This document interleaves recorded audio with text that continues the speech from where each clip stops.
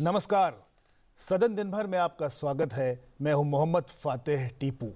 अगले आधे घंटे में देखेंगे संसद के दोनों सदनों में क्या कुछ रहा खास, लेकिन सबसे पहले नजर सुर्खियों पर। राष्ट्रीय डोपिंग रोधी संशोधन विधेयक 2025 और राष्ट्रीय खेल शासन विधेयक 2025 लोकसभा से पारित। वैश्विक स्तर का खेल ढांचा तैयार करने, खेल प्रशासन को अधिक जवाबदेह और पारदर्शी बनाने के प्रावधान। कराधान विधि संशोधन विधेयक और आयकर संख्यांक 2 विधेयक 2025 भी ध्वनिमत से पारित। राज्यसभा से वाणिज्य पोत परिवहन विधेयक 2025 को मंजूरी। समुद्री व्यापार को आधुनिक और अंतर्राष्ट्रीय मानकों के अनुरूप बनाने से जुड़े प्रावधान। पत्तन पोत परिवहन और जलमार्ग मंत्री का जवाब। समुद्र के रास्ते भारतीय कारोबार को बढ़ाने में मिलेगी मदद। मणिपुर के बजट और जीएसटी संशोधन विधेयकों पर संसद की मुहर। वित्त मंत्री निर्मला सीतारमण ने दिया जवाब। राज्यसभा ने चर्चा के बाद लोकसभा को लौटाया। गोवा विधानसभा में एसटी समुदाय के लिए आरक्षण से संबंधित विधेयक को भी मंजूरी।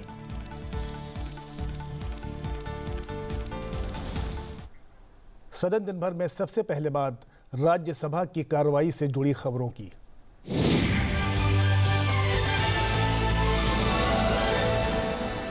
बिहार में मतदाता सूची विशेष गहन पुनरीक्षण सहित अन्य मुद्दों पर मानसून सत्र के दौरान जारी गतिरोध राज्यसभा में आज भी दिखाई दिया। सदन की कार्यवाही की शुरुआत विभिन्न मंत्रालय से जुड़े दस्तावेजों के साथ हुई। इसमें विद्युत मंत्रालय, खान मंत्रालय, रक्षा मंत्रालय, आवासन और शहरी कार्य मंत्रालय, जल शक्ति मंत्रालय, नागर विमानन मंत्रालय और अल्पसंख्यक कार्य मंत्रालय से जुड़े पत्र शामिल थे। सदन में विभिन्न संसदीय समितियों के प्रतिवेदन भी रखे गए। इसमें आचार समिति का प्रतिवेदन, विभाग संबंधित शिक्षा, महिला, बाल, युवा और खेल संबंधी संसदीय समिति का प्रतिवेदन शामिल था। इसके साथ ही वित्त संबंधी संसदीय स्थायी समिति का प्रतिवेदन, विदेशी मामलों संबंधी संसदीय स्थायी समिति का प्रतिवेदन रखा गया। रेल संबंधी संसदीय स्थायी समिति का प्रतिवेदन, ग्रामीण विकास और पंचायती राज संबंधी स्थायी समिति के प्रतिवेदन, सामाजिक न्याय और अधिकारिता संबंधी स्थायी समिति के प्रतिवेदन, जल संसाधन संबंधी संसदीय स्थायी समिति के प्रतिवेदन रखे गए। केंद्रीय मंत्री श्रीपद यसो नाइक ने विद्युत मंत्रालय की वर्ष 2024-25 के संबंध में विभाग संबंधी संसदीय समिति के प्रतिवेदन में शामिल सिफारिशों के कार्यान्वयन की स्थिति के संबंध में वक्तव्य दिया। इसी तरह केंद्रीय मंत्री वी सोमन्ना ने जल शक्ति मंत्रालय, केंद्रीय मंत्री सतीश चंद्र दुबे ने कोयला मंत्रालय, केंद्रीय मंत्री राजभूषण चौधरी ने जल शक्ति मंत्रालय और केंद्रीय मंत्री मुरलीधर मोहोल ने नागर विमानन मंत्रालय से जुड़ी संसदीय समितियों की सिफारिशों के कार्यान्वयन की स्थिति के संबंध में वक्तव्य दिया। इसके बाद उपसभापति ने सदन को जानकारी दी कि उन्हें नियम 267 के तहत 5 अलग अलग विषयों पर 29 नोटिस मिले हैं, जिसमें कुछ उचित प्रारूप में नहीं होने और कुछ विषय न्यायालय में विचाराधीन होने के कारण स्वीकार नहीं किए गए। Honorable members, in the last sitting of 8th August 2025, some members raised objections to certain observations by chair in respect of Rule 267.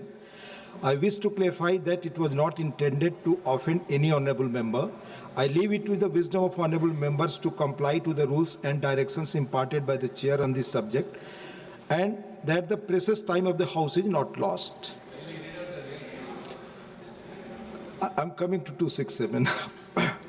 Honorable members, 29 notices have been received today on 5 different subjects under Rule 267. 11 notices do not contain a motion drawn in proper terms to obtain a decision of the House. Remaining, please listen first. Remaining 18 notices seek discussion on matter which is sub judice, and these notices also do not contain a proper motion as per the requirement of Rule 267. मैंने 5 अगस्त को दी गई ruling में retreat किया था कि सब जुडिस matters पर सदन में डिस्कशन पर पाबंदियां हैं जिनसे आप भली भांति परिचित हैं। The sub judice principle was included in the rules of procedure for avoiding any undue influence of any discussion in Parliament on a case pending in a court.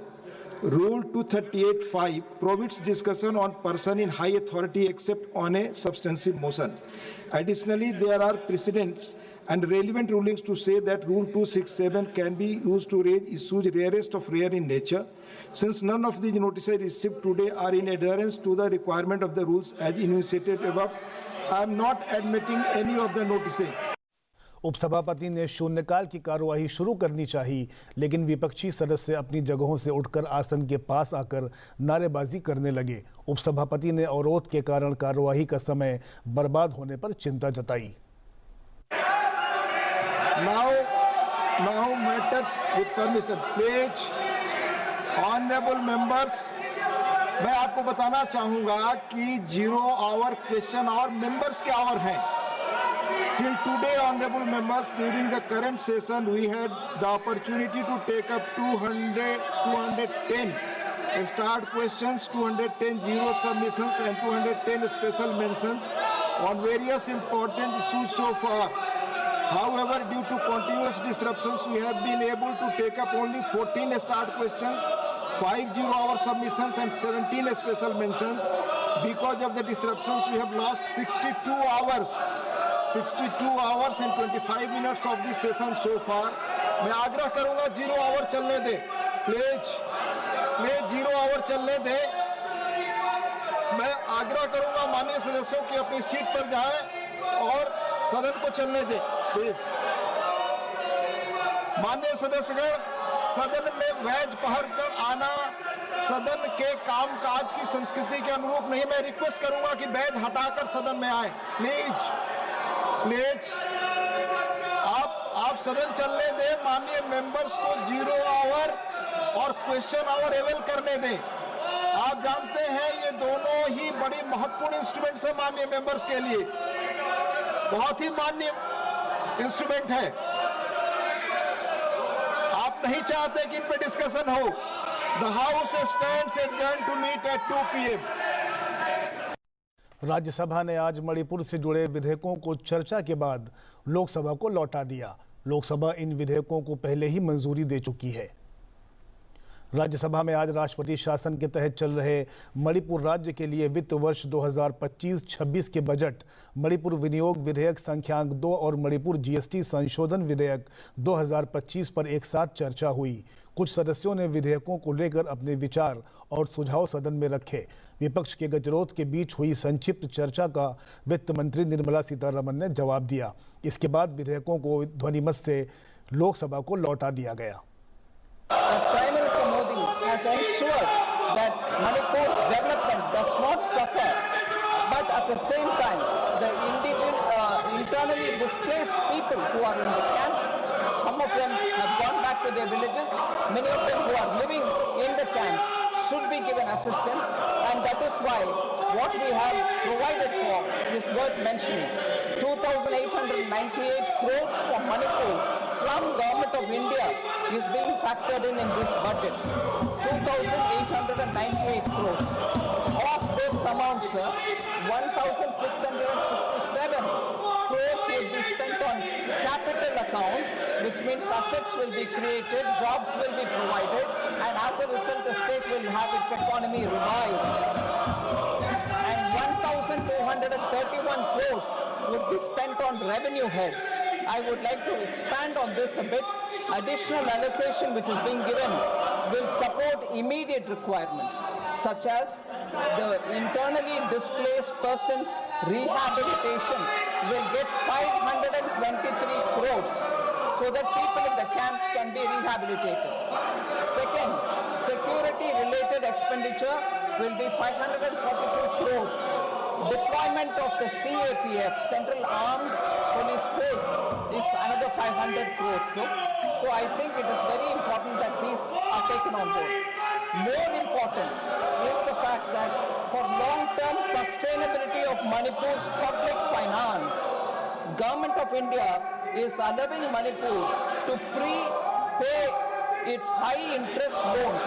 The loan burden on Manipur is being reduced by asking them to repay all those high interest loans.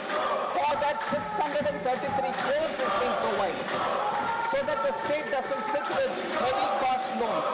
Second is additional support is being provided through the state special assistance for capital investment, and that is 700 crores is being given. That 700 crores is for 50 years without interest. So Manipur's development will ramp up and speed up, and therefore this budget looks at these important matters. Sir, the revenue receipts are being kept at 21,439 crores. This is 21% lower than the vote on account figures, because that was presented in March 2025. We have a realistic picture now. Above all, sir, the last that I'd like to say in conclusion is fiscal deficit is at 3.5% of GSDP compared to 3.4% during vote on account. So total outstanding liabilities are budgeted to be 37% compared to the pre-audited 39.5% of the GSDP. It is one of the progressive and confidence-building budget. Rajya Sabha में आज वाणिज्य पोत परिवहन संशोधन विधेयक 2025 को ध्वनिमत से पारित कर दिया गया। इससे समुद्र के रास्ते कारोबार को बढ़ाने और बदले माहौल में समुद्री व्यापार को अंतर्राष्ट्रीय मानकों के अनुरूप बनाने वाले में मदद मिलेगी। Under the dynamic leadership of our Honorable Prime Minister Narendra Modi ji, in the last 11 years, our ministry, which has led to increased growth and development for the maritime and shipping sector, we are endeavoring to undertake reforms of other major laws governing the sector. It is also a matter of great pride that under the leadership of our Honorable Prime Minister, India has emerged as one of the largest supplier of seafarers. So Merchant Shipping Act 1958 presently governs merchant shipping in India and implements certain International Maritime Organization Convention. However, the present act is outdated, and since it doesn't provide for some of the critical obligations under international convention that have been adopted by India, the act is a bulky and fragmented legislation containing 561 sections. As a result of various amendments carried out from time to time, the act is no longer adequate to realize our developmental vision and address the contemporary challenges of maritime sector. Additionally, the 1958 Act prioritized regulation over enablement and as a result does not adequately represent the bankability of India as a maritime trade hub. Aligning the domestic law with international best practices and IMO convention leads to predictability in this transaction. Such alignment in turn enhances a country's bankability as a maritime jurisdiction. Therefore, enablement of increasing India's bankability in maritime sector is the core focus of this bill. Speaker, respected sir, the welfare and well-being of seafarers and the safety and security of ships with minimized disruptions of the marine environment are the two most prominent areas in the regulatory framework for maritime sector. The bill puts greater focus on ensuring safety in navigation and safety of life, protection of marine environment, emergency preparedness and response to marine incident. Sir, with these words, I really extend my thankfulness to the MP who have expressed their particularly concern and also extended their support. With these few words, I request the House to pass this particular bill. Rajya Sabha ने गोवा विधानसभा में अनुसूचित जनजाति समुदाय के लिए आरक्षण का प्रावधान करने से संबंधित विधेयक 2025 को ध्वनिमत से पारित कर दिया। इसके साथ ही विधेयक पर संसद की मुहर लग गई। लोकसभा इसे पहले ही पारित कर चुकी है। कानून मंत्री अर्जुन राम मेघवाल ने विधेयक को पारित किए जाने के लिए सदन में रखा।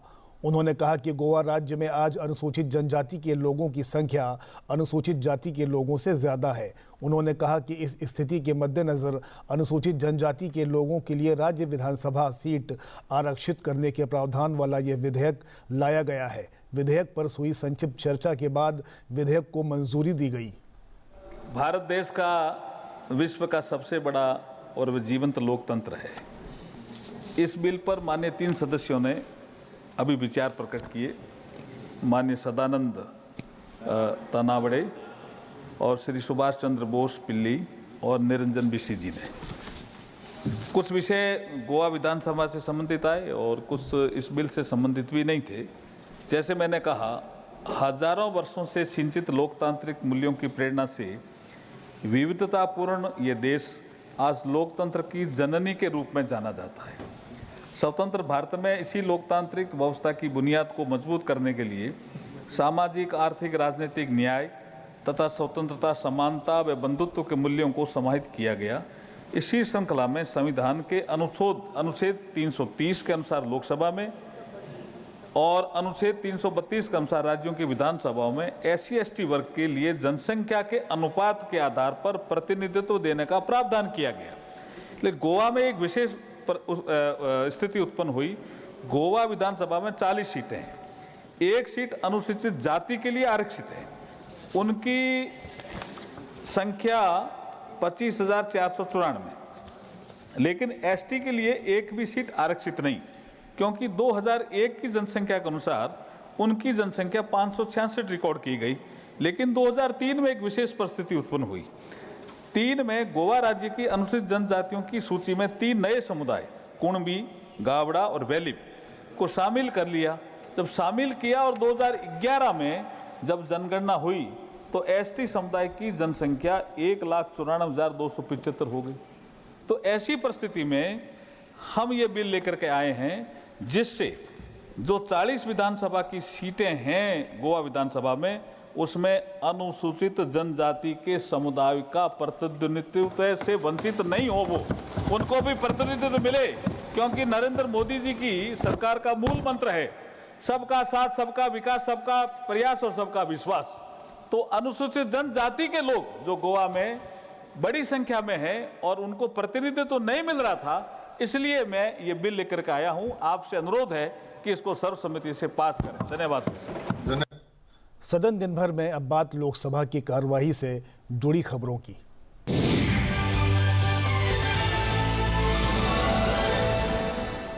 मानसून सत्र के चौथे हफ्ते की शुरुआत भी विपक्ष के अवरोध के साथ हुई। सदन में प्रश्नकाल की कार्रवाई बाधित हुई। पर्यावरण, वन और जलवायु परिवर्तन मंत्रालय से संबंधित प्रश्नों के जवाब दिए गए। वर्ल्ड बैंक की रिपोर्ट के अनुसार एयर पोल्यूशन की वजह से भारत को अपनी लगभग 3% GDP का नुकसान होता है। मैं मंत्री जी से मेरा प्रश्न है कि इतने सरकारी प्रयासों के बाद भी समस्या जब गंभीर है तो क्या सरकार जनता की भागीदारी बढ़ाने के लिए इस विषय पर जन अभियान शुरू करने की पहल कर रही है, जिसमें हर प्रकार के प्रदूषण के खिलाफ जंग छेड़ी जाए, जिसके अंदर ध्वनि प्रदूषण यानी कि नॉइज पोल्यूशन भी शामिल हो। ये बात सच है कि वायु प्रदूषण ये एक काफ़ी बड़ी समस्या है और इसको लेकर के पूरे देश में 130 के करीब शहरों में हम लोग इसमें गुणवत्ता में सुधार करने के लिए अनेक प्रयास कर रहे हैं। इन प्रयासों के अंतर्गत माननीय सदस्य ने जो पूछा है कि हम लोगों के प्रभावी योगदान के लिए भी कार्य कर रहे हैं। निश्चित रूप से हमने इन सब शहरों में सिटी एक्शन प्लान रिवाइज करे हैं ताकि जहां पर इस प्रकार का प्रदूषण बहुत ज़्यादा है वहां पर जन भागीदारी के माध्यम से ज़्यादा मिटिगेशन एक्शन कर सकें।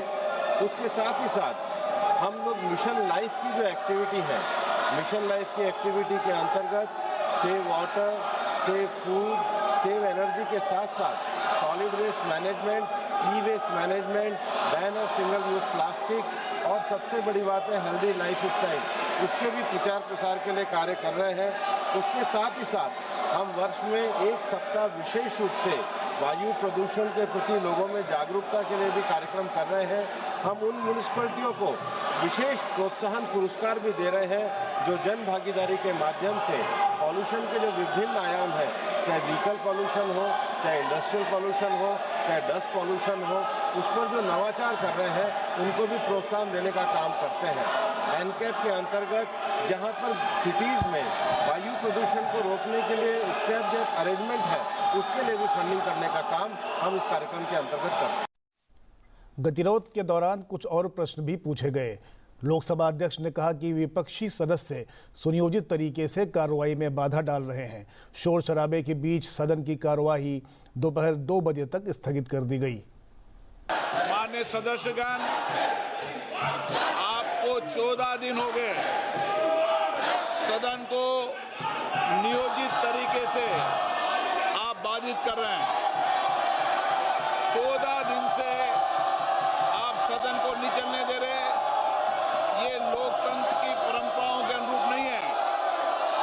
देश की जनता का करोड़ों रुपया कार्रवाई में खर्च होता है।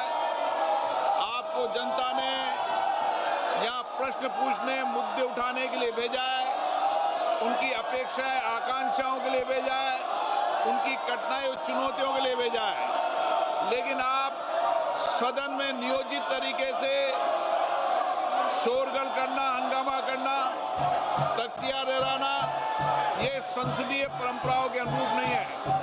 और 14 दिन तक आप जिस तरीके का व्यवहार आचरण कर रहा है, पूरा देश आपको देख रहा है। आपको नारेबाजी, तख्तियां, प्रदर्शन करना है तो आप सदन के कैंपस के बाहर करिए। हर मुद्दे पर चर्चा होगी।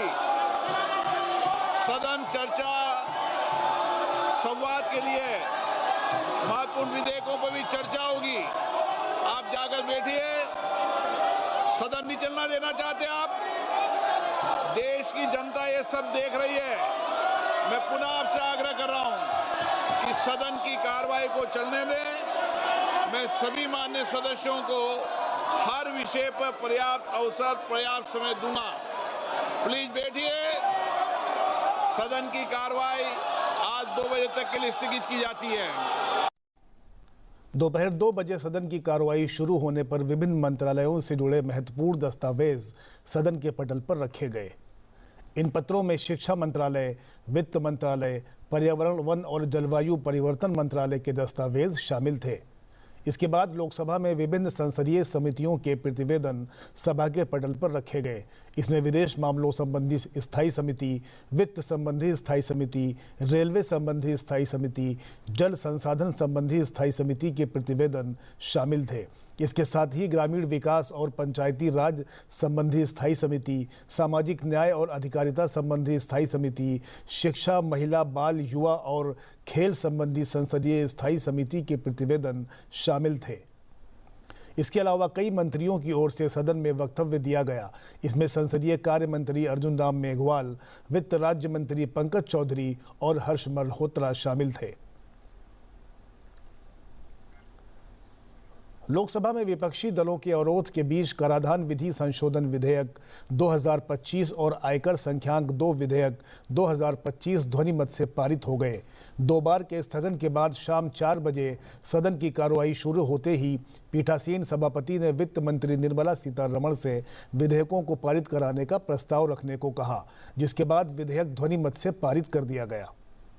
I rise to move that the bill further to amend the Income Tax Act 1961 and to amend the Finance Act 2025 be taken into consideration.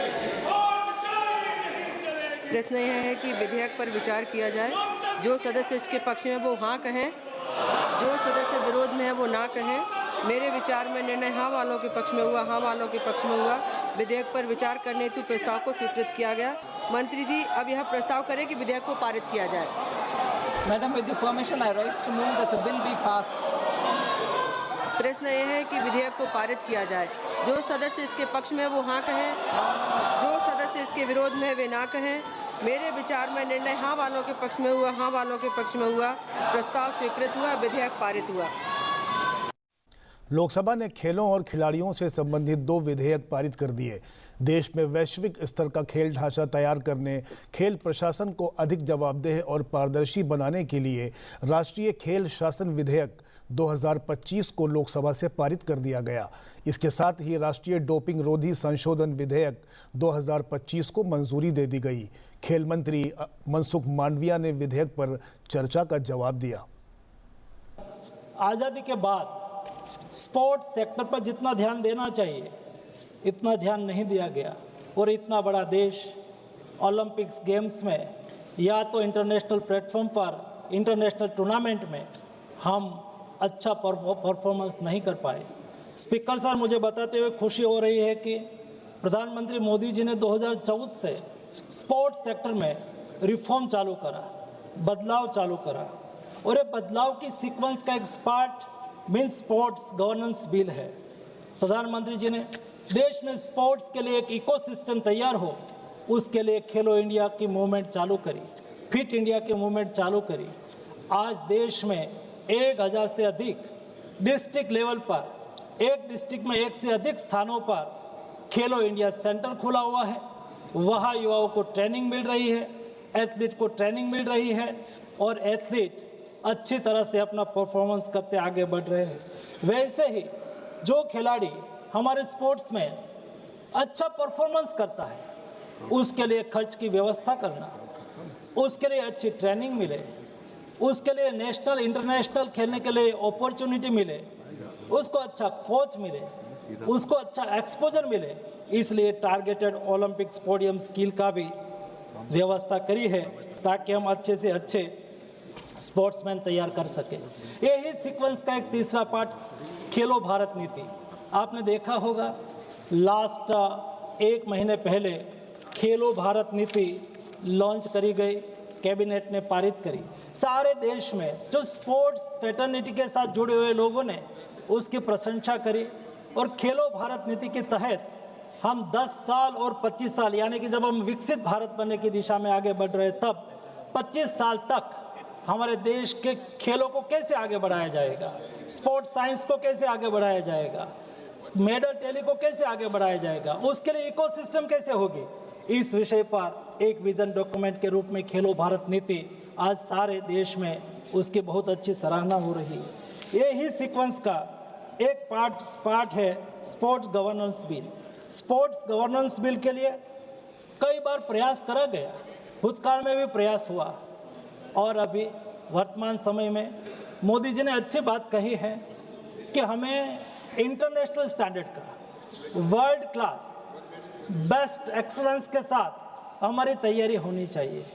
और जब आने वाले दिनों में भारत ओलंपिक्स के लिए बिड करने जा रहे हैं, वैसी स्थिति में भारत में स्पोर्ट्स इकोसिस्टम रोबस्ट हो, दुरुस्त हो, पारदर्शी हो, अकाउंटेबिलिटी वाली हो, उस दिशा के प्रयास का एक ये महत्वपूर्ण कदम है। और जब ओलंपिक्स की बात आती है, स्पोर्ट्स की बात आती है, तब इंटरनेशनल सेक्टर भी उसके साथ जुड़ जाता है, ओलंपिक काउंसिल भी उसके साथ जुड़ जाती है।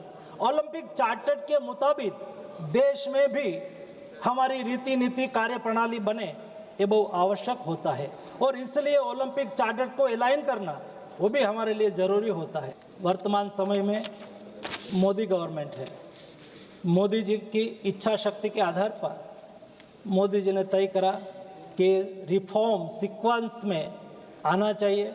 अभी स्पोर्ट्स गवर्नेंस बिल के बाद 10 साल का देश का स्पोर्ट्स का विजन, और 2047 10 साल में हमें दुनिया में 10वें क्रम तक पहुंचना है स्पोर्ट्स सेक्टर में। आने वाले 25 साल, यानी कि जब देश आज़ादी का शताब्दी दिवस मनाता हो, तब हम दुनिया में 1 से 5वें क्रम में होना है।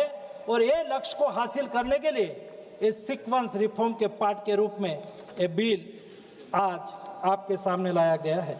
आज नेशनल एंटी डोपिंग बिल, ये भी देश में हम एक अच्छी एक स्पोर्ट्स कंट्री के रूप में जब आगे बढ़ रहे हैं, तब इंटरनेशनल यानी कि वर्ल्ड डोपिंग एजेंसी, उसको हम सिग्नेटरी होने के नाते उसके साथ अलाइन करना ये आवश्यक होता है। समय बदलता है, परिस्थिति बदलती है, विषय बदलता है। समय, परिस्थिति और विषयों के साथ जब वर्ल्ड डोपिंग एजेंसी नए नए नियम बनाती है, उसको अलाइन करना आवश्यक होता है। अलाइन करने के लिए हम नेशनल एंटी डोपिंग बिल में अमेंडमेंट भी लेके आए हैं।